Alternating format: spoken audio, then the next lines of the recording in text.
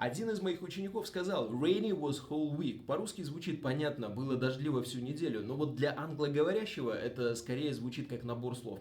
Давайте разберем, почему английская погода требует особого подхода. В английском предложении всегда должен быть кто-то, кто совершает действие. Дождь не может просто быть сам по себе. И если вы говорите про погоду, используйте пустое подлежащее it.